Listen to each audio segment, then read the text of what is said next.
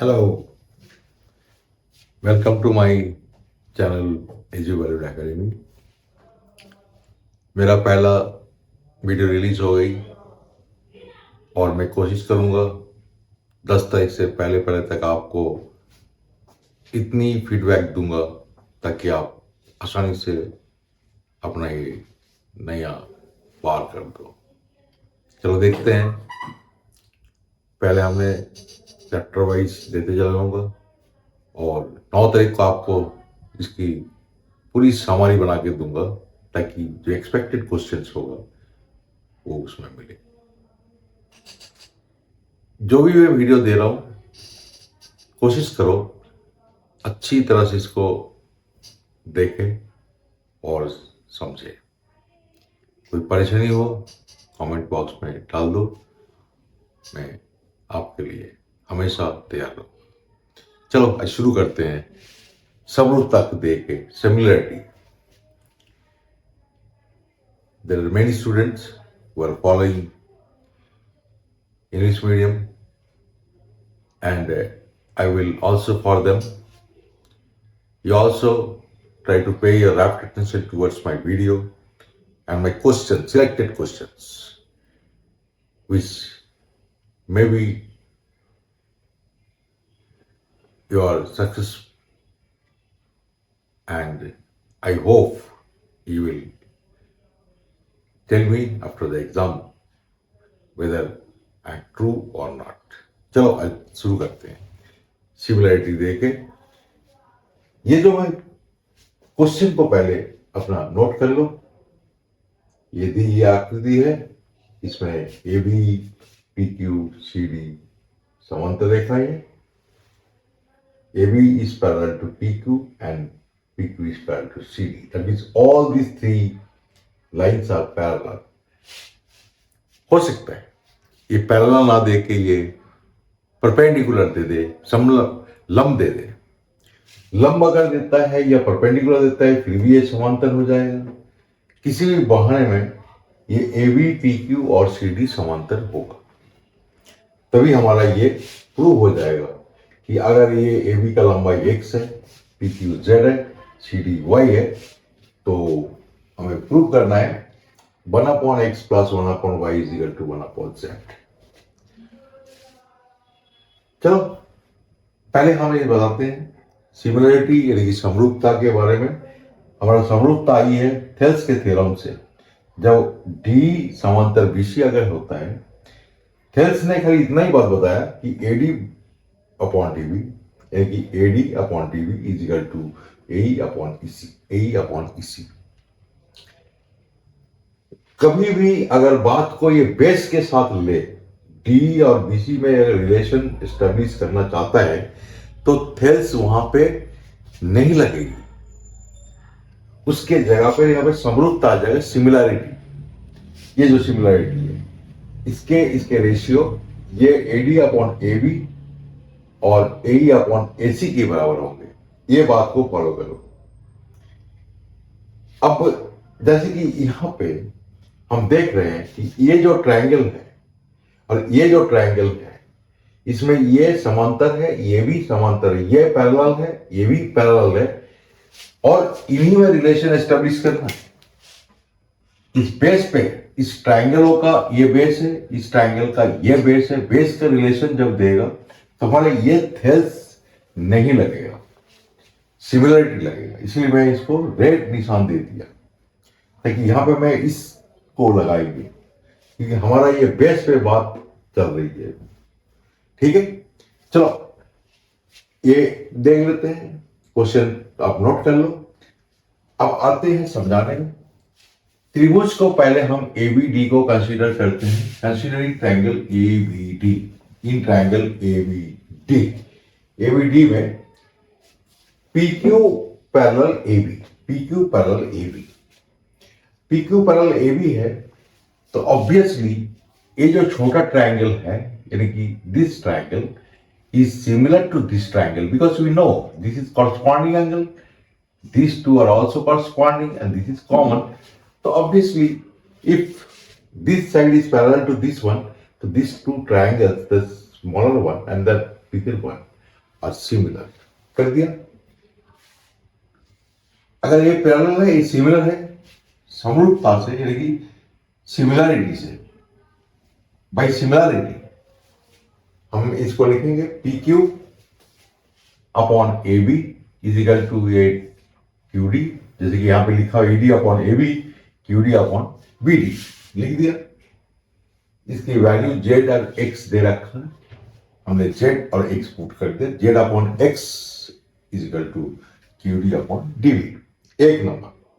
Similarly एक ही प्रकार से इन ट्रायंगल सीबीडी में वही आएगा, जेड अपॉन वाई यानी कि P Q upon C D, Z upon Y is equal to P Q upon B D, B Q upon B D लिख दिया। अब ये एक और दो से from one and two, from one and two, from one and two हम इसको जरा इसको रब कर देते हैं, इस चीज को रब करते हैं।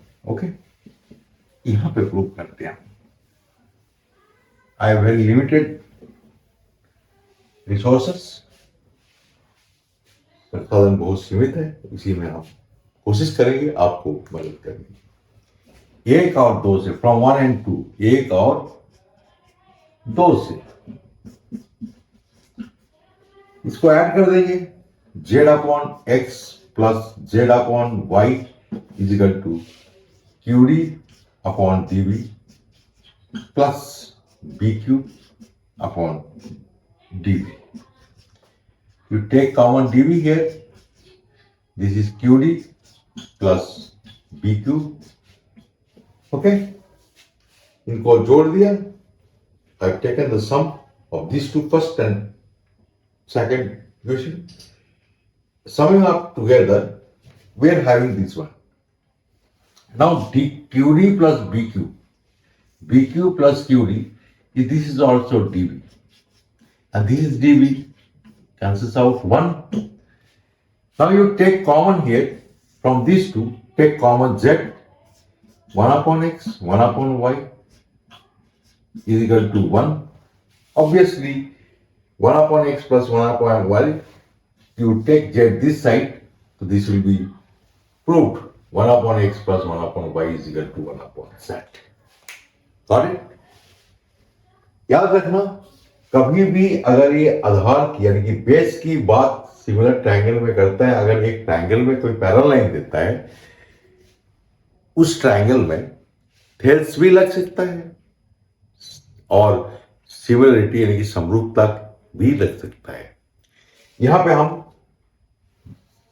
ये बेस की बात छेड़ा है, हमने बेस के हिसाब से समरूपता लगा दिया और देखो दोनों को ये इसको लिया, इनको ऐड कर दिया, ये आ गया और तो ये आ गया, इससे प्रूव हो गया 1 upon x plus 1 upon y is equal to, you drop this one and take it this side, this is proved. 1 upon x upon 1 upon y is equal to 1 upon z. Very simple, very simple. You just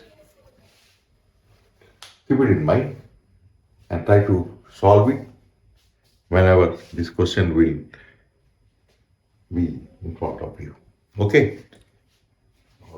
Next question. Red pen लगाता हूं।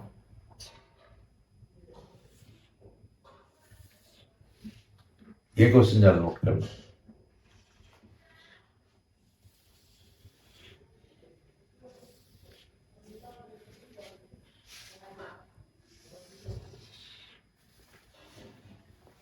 ठीक है, तो हम आते हैं इस question में। ABCD समांतर चतुर्भुज है, ABCD ये एक समांतर चतुर्भुज है। इस समांतर चतुर्भुज CD का मध्य बिंदु, ये जो CD है इसकी मध्य बिंदु ये है, मध्य बिंदु M है और AC जो डायगोनल है BM को ज्वाइन किया, इसको प्रोड्यूस करके यहां पे E तक बढ़ा दिया। क्वेश्चन में लिखता हूं, पहले समझा देता हूं। A B C D is a parallelogram. A B C D एक समांतर चतुर्भुज है जिसमें एम डीसी का मध्य बिंदु है। बीएम को मिलाकर ई तक बढ़ाया ताकि एडी को बढ़ाने पर ई पर इंटरसेक्ट करता है, यानी कि प्रतिच्छेद करता है। हमें यहां पे सिद्ध करना है, अगर ये रेखा इस रेखा को एल पे इंटरसेक्ट करता है तो हमें प्रूव करना है L is equal to B L. ठीक है, यह हमें सिद्ध करना है। क्वेश्चन पहले पढ़ देता हूं कि समांतर चतुर्भुज एबीसीडी में एबीसीडी समांतर चतुर्भुज एबीसीडी की भुजा सीडी के मध्य बिंदु एम है। एबीसीडी एक समांतर चतुर्भुज है जिसमें डीसी का मध्य बिंदु एम है।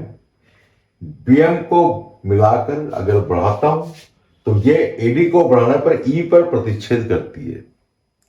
ठीक है, फिगर को याद रखो, ये समांतर चतुर्भुज याद रखो, ये M mid point. Now ABCD is a parallelogram, D M is the mid point of DC, BM is joined and produced to E to intersect the produced AD at E. AD को बढ़ाने पर E पर intersect करता है, यानी कि प्रतिच्छेद करती है। हमें सिद्ध करना है L is equal to PL। देखो, अब इसको हम प्रूव करेंगे कैसे। सबसे पहले हम ये जो ट्रायंगल है BMC, प्लीज मुझे फॉलो करना, ये जो BMC और DEM, ये दो ट्रायंगल को फर्स्ट लेने चलना है, क्योंकि हमारा पता है कि AD पहले से ही BC का इक्वल है, पैराग्राम है, समांतर चतुर्भुज है। समांतर चतुर्भुज होने के नाते AD BC का समान है और समांतर भी है। AD is parallel to BC and AD is equal to BC। अब हम यहाँ पे M मिड पॉइंट दे रखा, मध्य बिंदु दे रखा है, तो हम इस दोनों ट्रायंगल को लेंगे। प्रूफ में क्या करेंगे ना, प्रूफ है, प्रूफ में हम जाएंगे in triangle DME and triangle BMC। We know this is vertically opposite angles, and these angle two are equal because this is Z and these two are parallel lines. So obviously alternate interior angles. I may take this one also, this angle I can consider, but we need two angles, angle similarity. So I will write DME is equal to BMC. You write vertically opposite angle. Okay? शीर्षाभिमुख कोण है। शीर्षाभिमुख कोण यानी कि एक रेखा जब दूसरे को प्रतिच्छेद करती है तो शीर्षाभिमुख कोण वर्टिकली ऑपोजिट एंगल्स ये इक्वल होता है। लिख दिया। अब यहां पे लिखूंगा DEM is equal to CBM। एकांत अंत्य कौन है?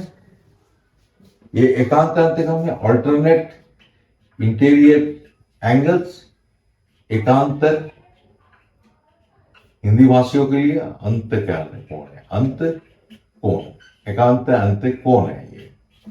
ठीक है, अतः ये जो ट्रायंगल है DME, triangle DME similar to triangle CMB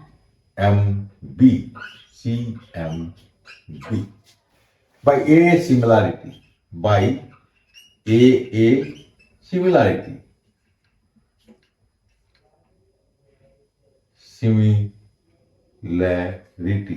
यानी कि एंगल कौन कौन समरूपता से ये दोनों त्रिभुज समरूप हो गया। अब देखो, समरूपता से हमें ये पता लगता है कि उसकी कॉरस्पॉन्डिंग साइड्स का रेशियो इक्वल है। Okay, Now I will write, therefore, here you come. Have very limited space. Here, you write DE is equal to BC is equal to dm upon mc. By similarity, by similarity, similarity, समरूपता से, हिंदी में लिखो समरूपता से, समरूपता से, कर दिया। अब देखो डीएम और एमसी इक्वल है, because M is the mid point, so it is MC upon MC is equal to 1. So we have got DE is equal to MBC. DE is equal to BC. एक ना, अब D अगर BC का equal है, अगर ये part अगर इसकी इक्वल है,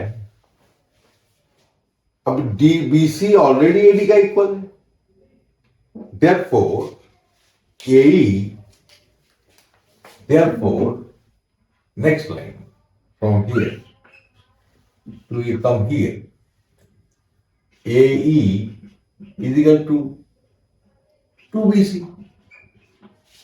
Got it?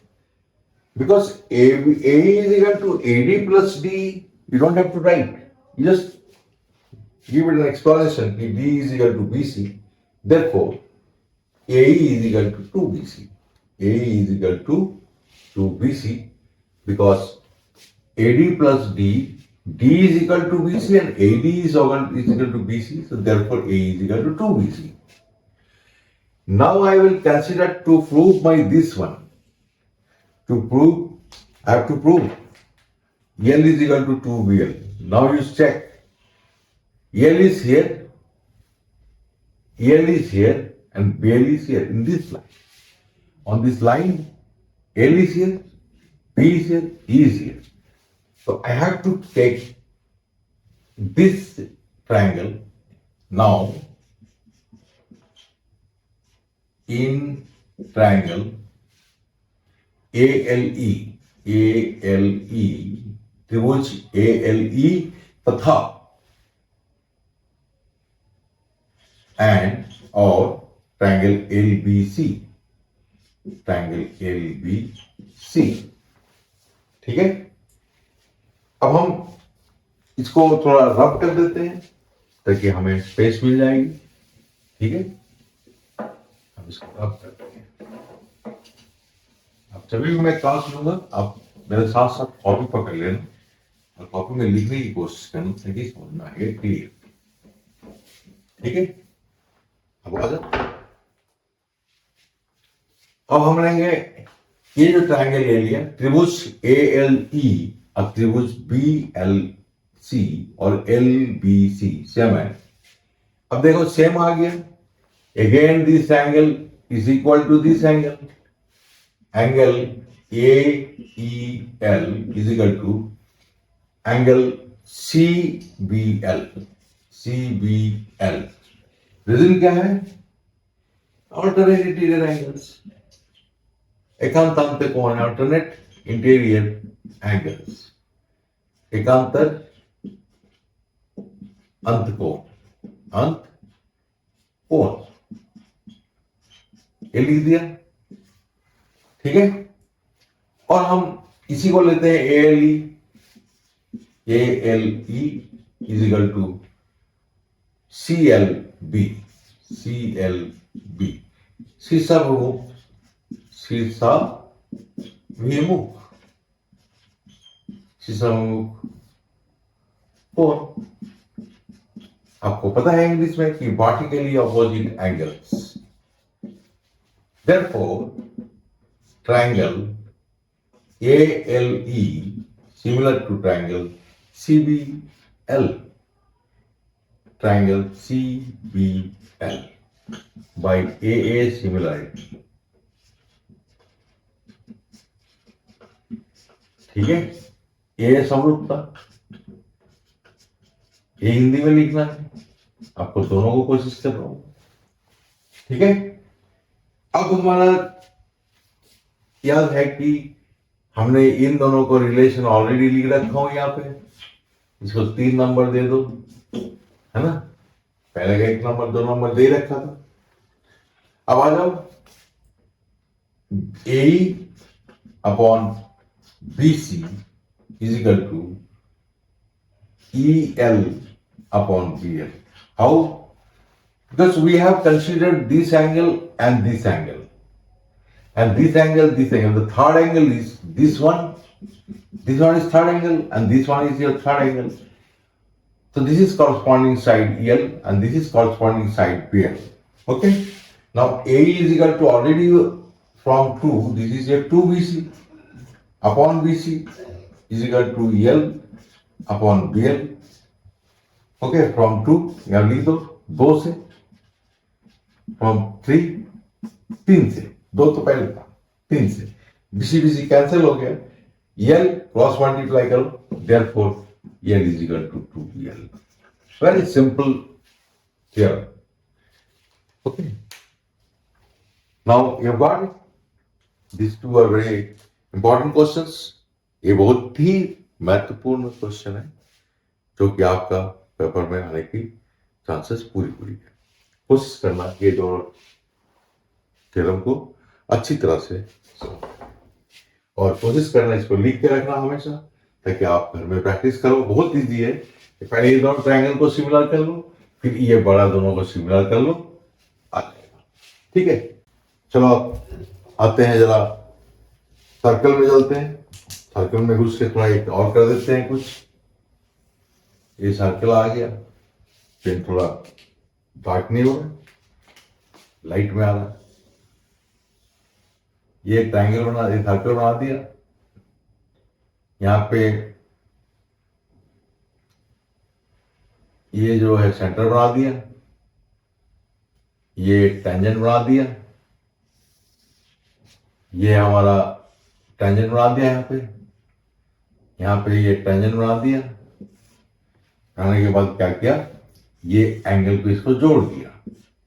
अब बोलूंगा कि इसका वो सेंटर है, पी ए एक टेंजेंट है, बी पी एक टेंजेंट है, जो भी पॉइंट ऑफ कांटेक्ट ए है, पॉइंट ऑफ कांटेक्ट बी है, और ओ सेंटर है.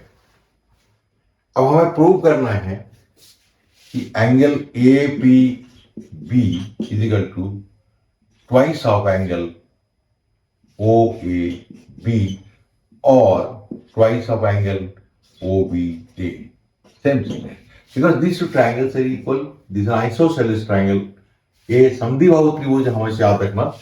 केंद्र के साथ जब भी त्रिज्या जुड़ जाए, त्रिज्या आ रहा है दोनों, ये समद्विबाहु त्रिभुज है. इसका ये दोनों कोण बराबर है. चाहे इसका दुगुना बोलूंगा, चाहे इसका दुगुना बोलूंगा, बात एक ही है. ओके, नाउ कैसे प्रूव करूंगा. टेंजेंट हमारा क्या होती है, टेंजेंट जब भी टच करती है सर्कल में, रेडियस के साथ 90 डिग्री बनाता है. यहाँ पे ये 90 डिग्री एंगल बनाता है. ये बात, ये जो है 90 डिग्री बनाता है, ये भी 90 डिग्री एंगल बनाता है. ठीक है, अगर 90 डिग्री एंगल बनाता है तो हम एंगल का प्रूव करने के समय we are having the relation between two angles. तो we will go with angular relations. Now हमारे कोणों का संबंध क्या है, उससे चलना है. कोण का संबंध क्या है, देखो. एक है कि ये एक चतुर्भुज है जिसकी चारों कोणों का योगफल 360 होती है, जिसमें से ये 90 है, ये भी 90 है. तो इन दोनों का सम 180 होंगे. अगर ये दोनों 90 डिग्रीज है, तो इन दिस क्वाड्रिलेटरल इन दोनों का सम भी 180 है, क्योंकि ये दोनों ऑलरेडी 180 है. और देखो, ये जो जिसको प्रूव करने दिया, ये जो एंगल है, इसके साथ लगा हुआ ये जो ट्रायंगल है, ये वाला, ये भी 180 का देता है.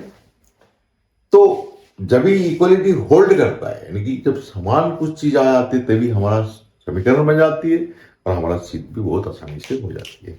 आगे चलते हैं, देखते हैं यहाँ पे हम क्या क्या सॉल्व कर सकते हैं. देखो, इन क्वाड्रिलेटरल AOBP हम लिखेंगे angle OAP plus angle OBP plus angle AOB plus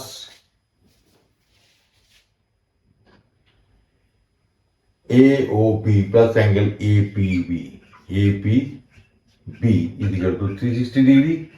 यहां पे लिखूंगा, क्या लिखूंगा, मैं चतुर्भुज का कोणों का योग, चतुर्भुज का कोणों के योग, कोणों के योग, सम ऑफ एंगल्स ऑफ क्वाड्रिलेटरल, ठीक है, sum of angles of quadrilateral लिख दिया, चतुर्भुज के कोणों का योग लिख दिया। OAP और OBP, these are 90 degrees given. Now it is AOB plus APB is equal to 360 degree. Now it is AOB plus APB is equal to 180 degree.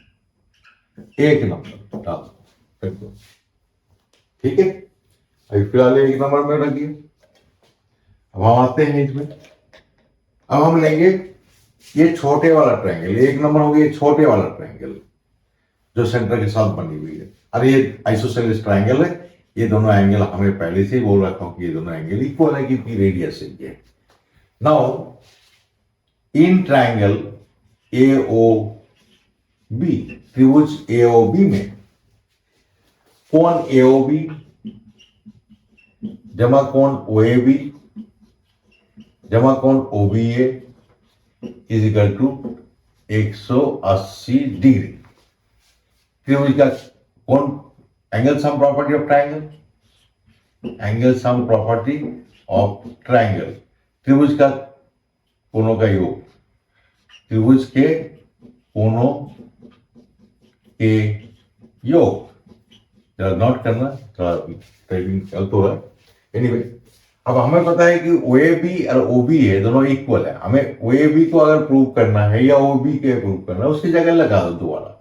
अब यहां पे लिखो AOB plus 2OAB is equal to 180 degree, दो number, ठीक है। ये भी 180 degree है, ये भी 180 डिग्री है, दोनों कोण हमारा 180 डिग्री है। तो ये दोनों का सम से इक्वल है। Therefore, from 1 and 2, from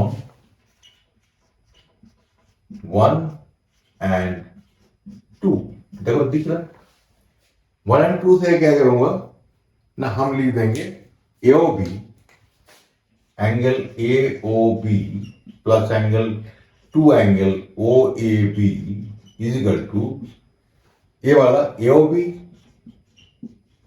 plus APB। अब ये कैंसिल आउट हो जाता है तो तुरंत हमारा प्रूव हो जाता है 2AOAB is equal to angle APB। Prove हो गया, प्रूव। देखो कितना आसानी से होता है।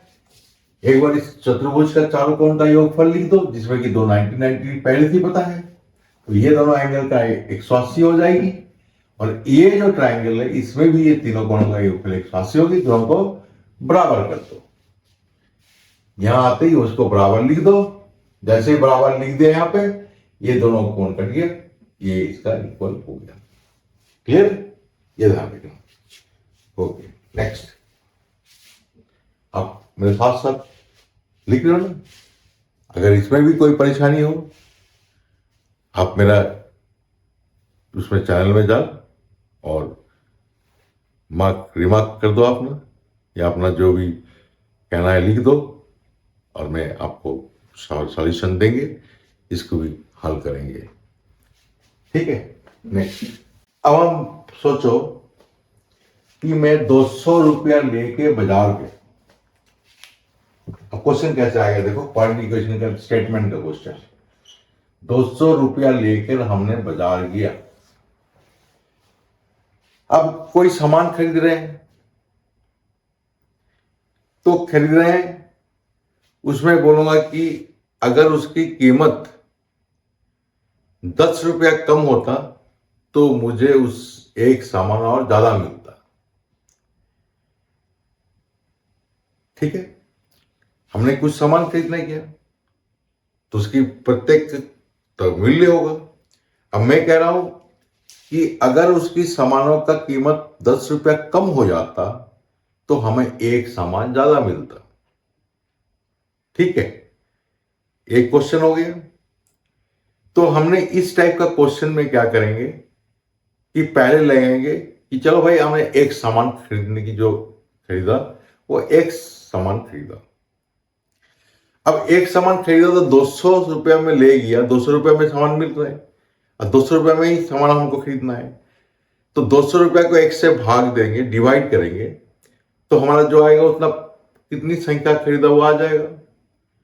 अब हमने बोला कि 10 रुपया अगर उसकी मूल्य कम हो जाता है, अगर एक सामान हमें ज्यादा मिलता, तो अब हमें एक्स मिल रहा है, ₹1 में खरीदा हमने, अब हमें x प्लस 10 रुपया में देना पड़ रहा है। तो फिर 200 को 110 200 को x प्लस 10 से डिवाइड करूंगा तो वो जो सामान आएगा वो हमारा एक कम होगा। कहने का मतलब क्या है, जैसे 200 रुपया में लिया, इसमें हमने एक सामान खरीदा, अगर हम सामान का 10 रुपया कम होगा जब हमें सामान एक ज्यादा मिलेगा। तो सामान x मिला तो सामान हमारा अब x, इसकी x प्लस 1 हो गया और 200 रुपया हो गया इसकी कीमत, तो इसका एक सामान का कीमत कितना होगा। ये जो कीमत था, इस कीमत से दोनों का डिफरेंस है यहाँ पे 10 रुपीज। ये आपने बात करके बता रहे कि 200 रुपया का सामान है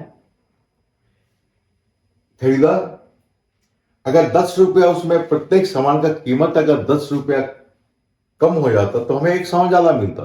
तो मान लिया मैंने एक सामान खरीदा तो प्रत्येक का मूल्य यह हो गया। अगर हमें x प्लस 1 मिल रहा है तो x प्लस 1 से डिवाइड करेंगे, जो सामान का कीमत होगा वो 10 रुपया कम हो, इसका कीमत दोनों का डिफरेंस हो गया 10। ये एक इक्वेशन बन गई। इसको सॉल्व कर लेंगे, हमें तुरंत पता लग जाएगा कि हमने कितने सामान खरीदा। चलो ठीक है, करते हैं। 200 1/x minus 1/x plus 1 is equal to 10। ये तो मैं सिंपल एग्जांपल दे रहा हूं, क्वेश्चन ऐसे ही आएगा। कुछ पैसा ले गया बाजार में, कुछ सामान खरीदा, अगर उसके सामान 10 रुपया कम होता तो हमें एक सामान ज्यादा मिलता, अगर 10 रुपया ज्यादा होता तो एक सामान कम मिलता। तो यानी कि प्रत्येक का कीमत निकालो, पैसे को नंबर ऑफ आइटम से डिवाइड कर दो तो इस उसकी सामान का कॉस्ट आ जाएगा। दैट मीन्स कि I have certain amount of money and I am purchasing certain goods. If I get one extra goods, then obviously the cost of each goods will reduce ₹10. That's what the question is. कि 10 रुपया कम हो जाएगा, एक सामान अगर ज्यादा मिलता तो हमें 10 रुपया कम, उस सामान का कीमत 10 रुपया कम होगा। तो हमें इस सामान का कीमत निकाल लिया है, जल्दी करो। फिर इसको 200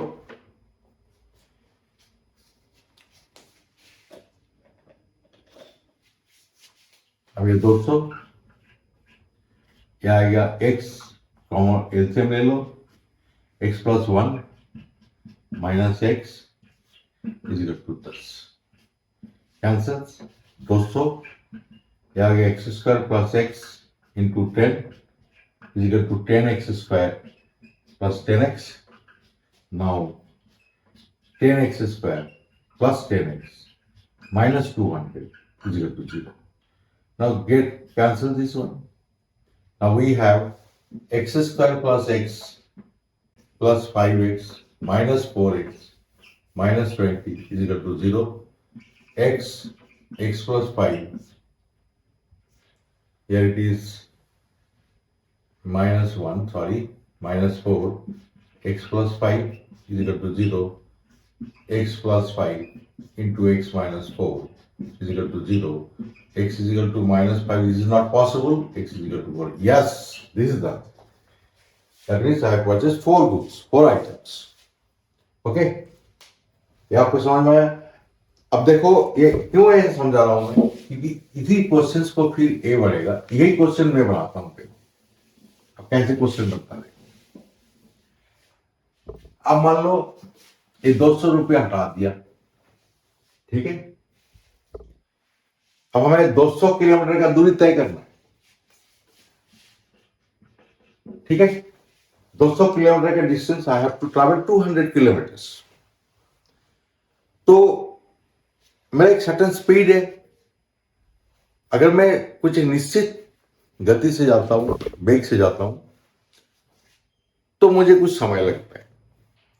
अगर मैं उसकी 10 किलोमीटर पर आवर बढ़ा देता हूं, तो उसमें 1 घंटा समय कम लगेगा। देखो क्वेश्चन सेम हो गया, खाली वहां पे रुपीस था, आइटम था, वो हमने घटा दिया, हटा दिया। अब मैं क्या किया, 20 किलोमीटर का दूरी तय करूंगा एक निश्चित चाल से, एक सर्टेन स्पीड से मैं चाहूंगा। तो अगर मैं किसी भी कारण से स्पीड को 10 किलोमीटर पर आवर बढ़ा देता हूं, तो उसी दूरी तय करने में मुझे 1 घंटा समय कम लगता है। कहने का मतलब 200 किलोमीटर का दूरी कहना, let the certain speed, let the certain speed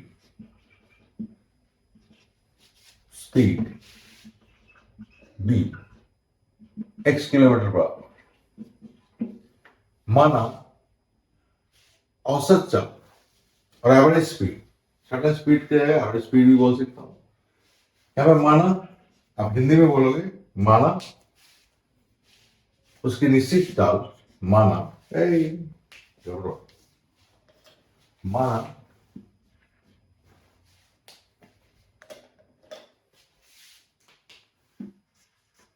माना औसत चाल या निश्चित चाल x किलोमीटर पर आवर है।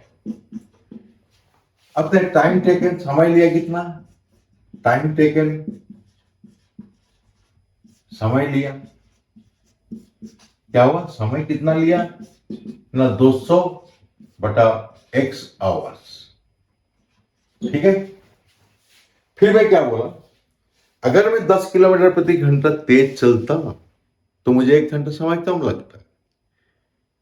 If I increase the speed 10 kilometre per our, then it would have taken 1 hour less, 1 घंटा कम लेता। अब 4 बढ़ा दिया, जब गति 10 किलोमीटर प्रति घंटा बढ़ा दिया, बढ़ाने पर यानी कि with the increased speed of 10 kilometre per our, 10 kilometre पर बढ़ाने पर समय लगा कितना, टाइम लगा कितना, समय कितना लगा, टाइम कितना लगा ना, ये आएगा 200 बटा x प्लस 10। अब क्वेश्चन क्या कह रहा है, ऑब्वियसली स्पीड बढ़ा दिया, कम समय लगेगा। यहां पे समय 1 घंटा ज्यादा लग रहा है, बोले थे कि 1 घंटा कम समय लगेगा। Now 200 according to the question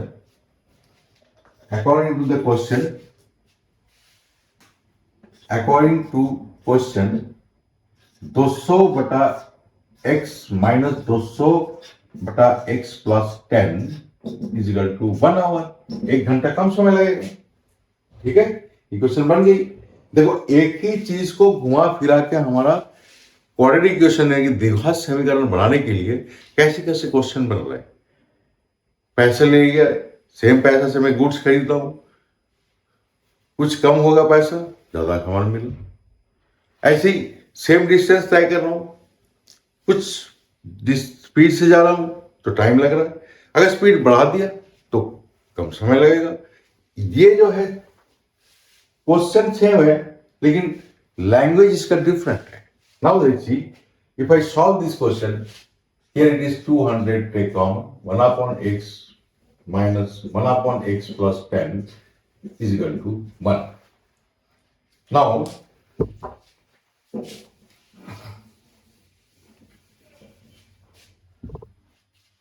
200 x plus 10 minus x upon x into x plus 10 is equal to 1.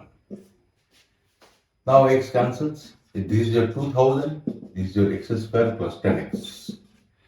Now you come here, x square plus 10x minus 2000 is equal to 0. We know 40 into 50 is your 2000, and the difference between these two is 10. Since it is minus, I told you earlier also in classes, if you solve your factorize, for factorization, if it is minus, you have to take two different signs so that middle term splitting will be very easy.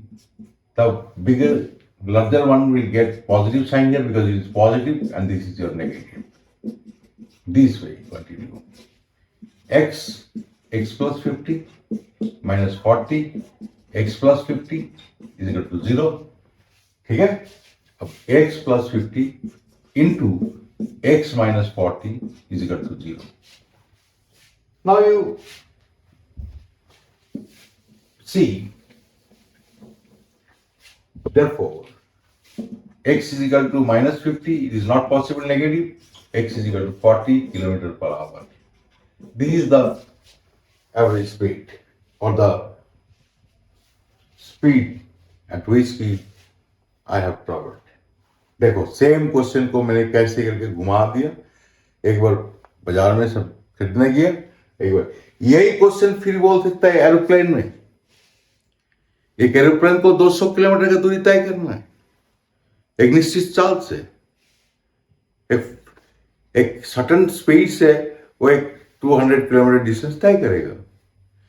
अब वो इधर खराब हो गया, 10 kilometre per our बढ़ा दिया उसका speed को, तो बोलता है कि भाई उससे 1 घंटा कम समय लेगा। या बोलता है कि अगर वो कोई वेदर खराब के कारण 1 घंटा बाद उसने दिया, लेकिन उसको स्पीड 10 किलोमीटर पर आवर बढ़ाना पड़ा ताकि सेम समय में पहुंच गया, तो बात तो वही घुमा फिरा के हो रहा है। डिस्टेंस अपॉन स्पीड करो टाइम आएगा, डिस्टेंस अपॉन स्पीड करते टाइम आ जाएगा, उसको पढ़ा दो, फिर जैसे कि मैं ये सवाल किया वैसे ही उसको कर दो, ये भी क्लियर है ना।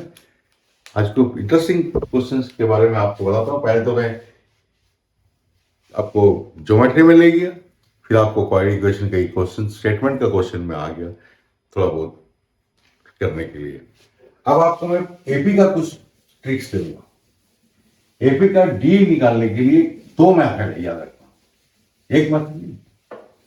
इसकी डी निकालने के लिए जो चीज चाहिए वो आपको मैं बताऊंगा अभी, जरा ध्यान से सुनो ताकि जो बच्चा सिंसियर हो, I hope you will be benefited. देखो क्या करना है, हमारा फर्स्ट टर्म A1 देता है, A2 दे देता है, A3 देता है, A4 देता है। यहां पे तो हमारा एक क्लियर है कि डी का मतलब है second term minus first term, third term minus second term और fourth term minus third term. Consecutive term का डिफरेंस ही कॉमन डिफरेंस है, दैट इज डी। ठीक है, एपी में, एपी एक ऐसी समांतर श्रेणी में सर्वांतर है, समान अंतर में चलता रहता है वो, तो दोनों का लगातार 2 पदों के बीच में अंतर जो है वो बराबर होता है। एक तो ये डी निकालने का तरीका हो गया कि सेकेंड टर्म से फर्स्ट टर्म माइनस करो, थर्ड टर्म से सेकेंड टर्म माइनस करो, फोर्थ टर्म से थर्ड टर्म माइनस, इस प्रकार से कैरी ऑन, और ऐसे ही आपको डी का वैल्यू निकालते रहेगा। दूसरी डी निकालने का मेथड है, अगर मान लो एक 50 टर्म दे दिया और एक 40 टर्म दे दिया और दोनों का डिफरेंस दे दिया कि ये हमारा 30 है, तो what is the common difference? इसके लिए क्या होगा ना, डी लिखो इनटू में ये जो नंबर ऑफ टर्म्स है ये 50 माइनस 40 करो, इक्वल टू 30, राइट। ये दूसरी फॉर्मूला आ गया। आज मैं आपको क्लियर बताता हूँ, ये आप जरा ध्यान नोट करना, कभी भी मैं क्वेश्चंस कराऊंगा तो इससे को यूज करूंगा, इसलिए मैं आपको आज बता देता हूँ। यहां पे क्या हुआ ना, दो पदों के अंतर अगर कभी भी दे देता है, if the difference between two terms are given, then if difference is given, then we can easily find out the d from this statement. Like how? ये देखो d into 10 is equal to 30, तो d is equal to 3 here. ये हो गया d निकालने का तरीका। अगर मान लो दे देता है sum of n term is 3n square plus 2n, इस केस में d कैसे निकालूंगा ना, d निकालूंगा d is equal to S2 minus 2S1. Note it. First equation, second आपका ये तरीका है और फर्स्ट आपका ये तरीका है। फर्स्ट डी लगातार कंसेक्यूटिव टर्म्स का डिफरेंस लिखो, लगातार पदों के बीच में अंतर लिखो, निकालो। अगर दो पदों का अंतर दिया हुआ है तो उनके नंबर जो कितने पदों का अंतर है उसके डिफरेंस इंटू डी करो, ये डी निकल जाएगा। और तीसरी है, अगर सम ऑफ एन टर्म्स का कोई जनरल फॉर्मूला देता है तो वहां पे डी निकालने का फॉर्मूला होगा डी बराबर, यहां पे 2 पुट कर दूंगा तो सेकंड टर्म आ जाएगा, second sum of two terms आ जाएगा, sorry sum of two terms आ जाएगा, और 1 लगाऊंगा sum of one term, that means the first term, तो S2 minus 2S1 will give me D here. अगर मान लो an देता है 3n plus 2 देता है, यहां पे डी निकालने के लिए सीधी सीधी बात है A2 minus A1, क्योंकि यहां पे 2 पुट करूंगा सेकंड टर्म आएगा, 1 पुट करूंगा फर्स्ट टर्म आएगा, दोनों का डिफरेंस ले लो। तो 4 तरीके से हम डी निकाल सकता हूं, क्योंकि डी ही यहाँ पे बहुत बड़ा इंपॉर्टेंट फैक्टर है। ये समांतर श्रेणी है जो इसके नाम है एपी, अरिथमेटिक प्रोग्रेशन। तो आज मैं आपको कुछ ये ट्रिक्स दे रहा हूं, क्योंकि अभी भी हमारे पास बहुत टाइम है, हम चलते रहेंगे, रोज आपसे मुलाकात करेंगे और आपका जो भी दिक्कतें हैं उनको हल करने की कोशिश करेंगे। साथ में कुछ क्वेश्चन हम पुट कर रहे हैं। चलो let's see and check whether you and me both are lucky. Okay, thank you for today. Hope you will enjoy this channel.